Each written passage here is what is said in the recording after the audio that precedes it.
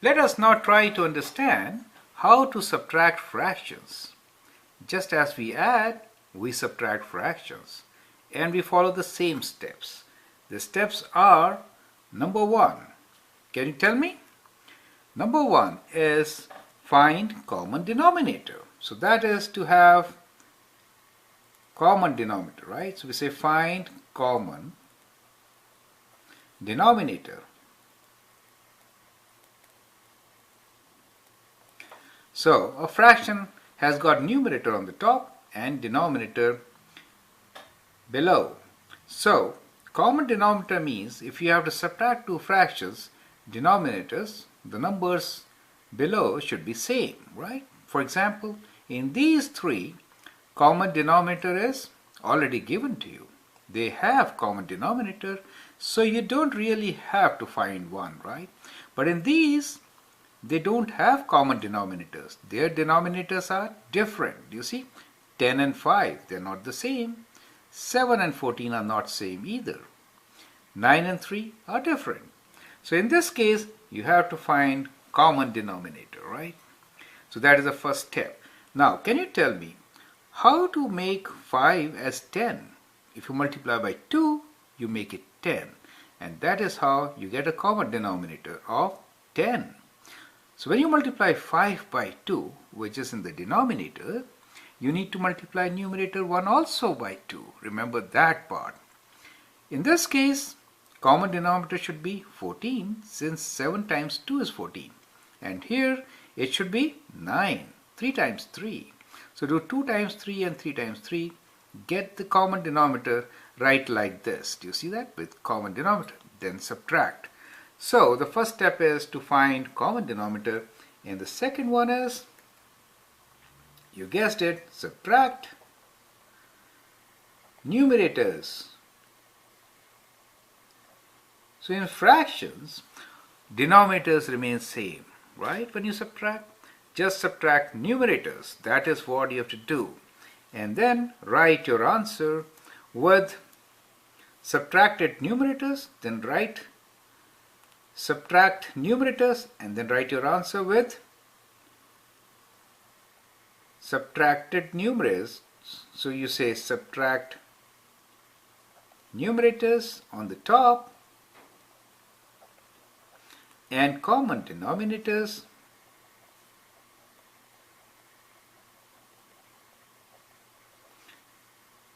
in the bottom. So that is how you get subtraction of fractions. And the last step, which is very important, is to simplify, right? Is simplify. Now how do you simplify? You divide by the common factors to simplify. So what do you get when you simplify? You get an equivalent fraction, right? You get equivalent fraction. And that should be your answer, correct? We'll follow these steps and do subtraction of fractions. Now, first three are simple, right? First three are easy since we already have common denominators. I'd like you to pause the video, answer the questions, and then watch my solution.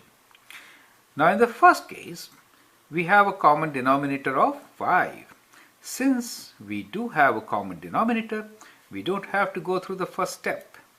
Straight away move on to the next step, subtract numerators. So let's do that. What is 2 minus 1? 2 minus 1 is 1, so we just get 1. So you write subtracted numerator on the top and common denominator below, which is 5, to get your answer. Can you simplify this one? No, it's already in the simplest form. So that is your answer. Now the next one is 7 over 11 minus 2 over 11. You do have common denominator. That is, their denominators are exactly same. So that is part of our solution. So we have 11 here in the denominator. In the numerator, we have 7 minus 2. 7 minus 2 is 5. So we get 5 on the top. How about this one? 15 is the common denominator and 9 minus 7 is 2. So that's how we write our answers, right? Let's move on to the second set of fractions. Now here denominators are not same. How do we make them common? Now, 10 is a bigger number, so we should try to make it 10 if possible. So 5 times 2 is 10. We know 5 times 2, if I multiply 5 by 2, I do get 10.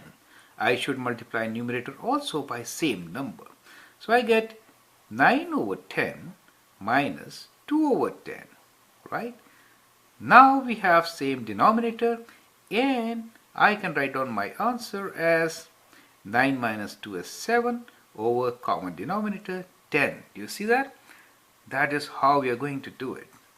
This one, 7 and 14, 2 times 7 is 14, so we have to multiply numerator also by 2. So we get 6 over 14 minus 5 over 14, right? Now with the common denominator, we can write the answer. 6 minus 5 is 1. So we get 1 over 14. Great. Now the last one for us. 8 over 9 minus 2 over 3. Can you make 3 as 9? Yes, you can. By multiplying by 3. So let's multiply both numerator and denominator. Remember that part. You have to multiply by the same number, both numerator and denominator, to get equivalent fraction with common denominator.